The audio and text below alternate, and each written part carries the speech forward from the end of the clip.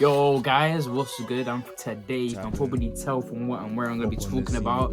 So for the past you can say year and a bit, I've been trying to make this mask as of what you can see right now.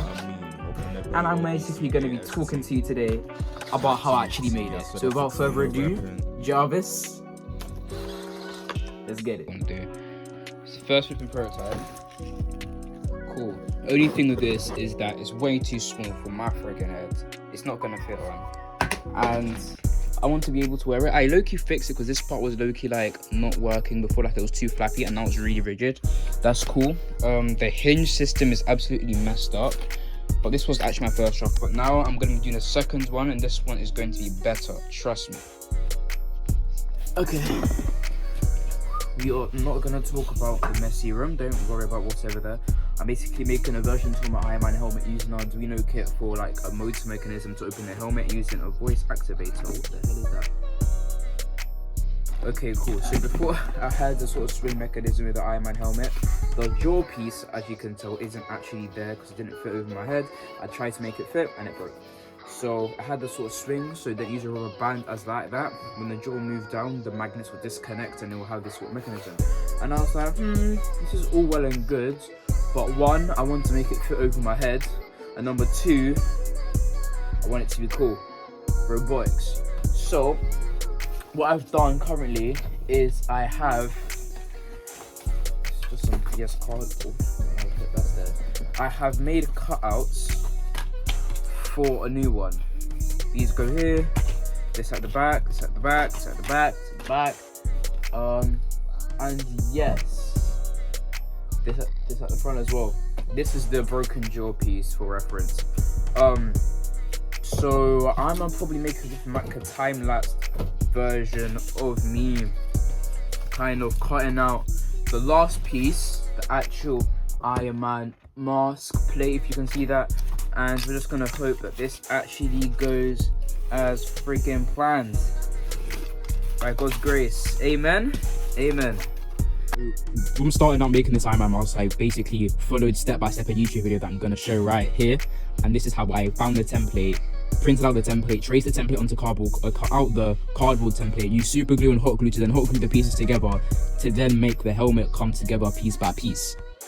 Now, wanting to make this voice activated was way too ambitious, so I just kind of deviated and tried to make it so then use servo motors and a push button first, and then I'll add on the extra fluffy stuff afterwards. So you can kind of see the faceplate coming together here, and I had to coat it with some sort of resin which hardens the whole plate, because if I just made out of cardboard and did nothing, this thing would crush straight away. Man helmet, cardboard, resin, super glue, hot glue, the whole shebang, bro.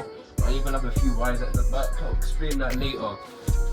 Faceplate is on. It doesn't really connect. It's kind of just like loose, but it's quite sturdy because I covered it in a sort of resin. I'm trying to code.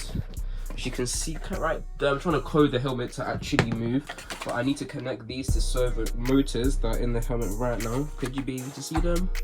You can see one there, another one there, and bro, they're not connecting, bro. Like, gluing the servo motors to the flipping hinges of this, bro.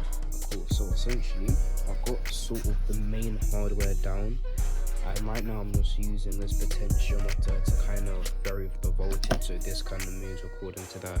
For example, if I twist this, that's also going to twist, and the other way, this twist the other way. This is the code on the Arduino. And this is the faceplate that I'm actually going to attach onto here, so that when I move this, that's going to move up accordingly. When I move it back down, it's going to move down accordingly as well. Right now though, I just need to get two of these, so then they're going to go in either way, and I also need to find a way to actually extend one of these, because as you can see right now, if I put this on here,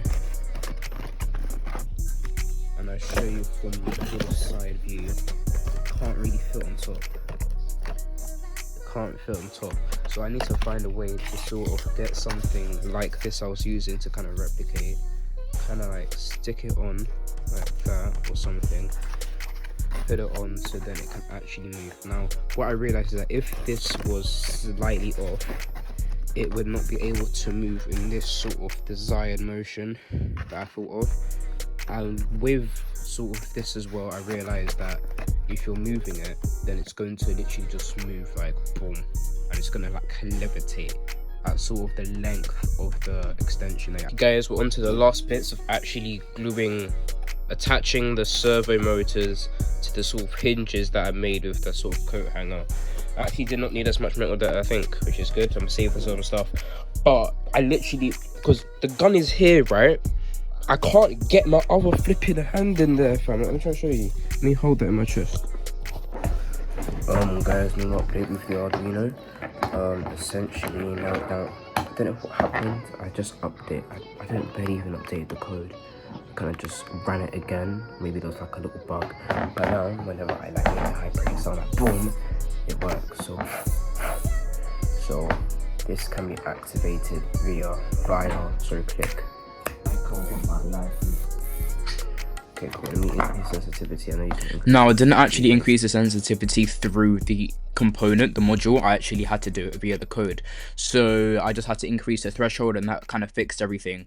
But I didn't actually use this because this certain module isn't used for speak. It can't actually detect natural language. It doesn't have that sort of natural language processing, and it's more like volume. So once a certain decibel level is detected, it can then carry out a function. In this case, once it was loud enough, the servo motors would move from like a click that was close enough. And I kind of found this quite hard and like complicated to do without buying new modules, and I was trying to make this as cost efficient as possible.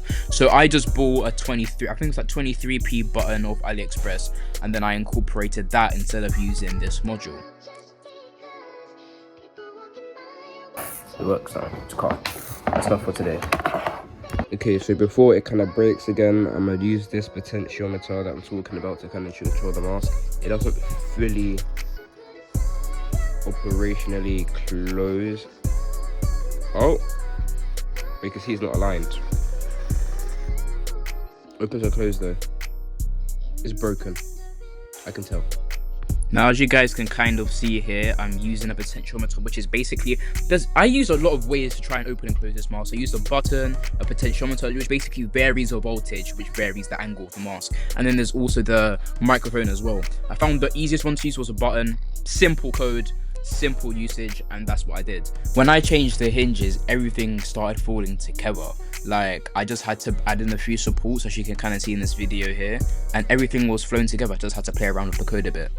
Now, for the last part, but not the least, I had to add a little bit of flair to this mask. And yeah, the red and yellow would have looked nice, but I had some extra black spray paint lying around, so I was just like, why not add a little bit of toast into the mix, and this is what it looked like afterwards.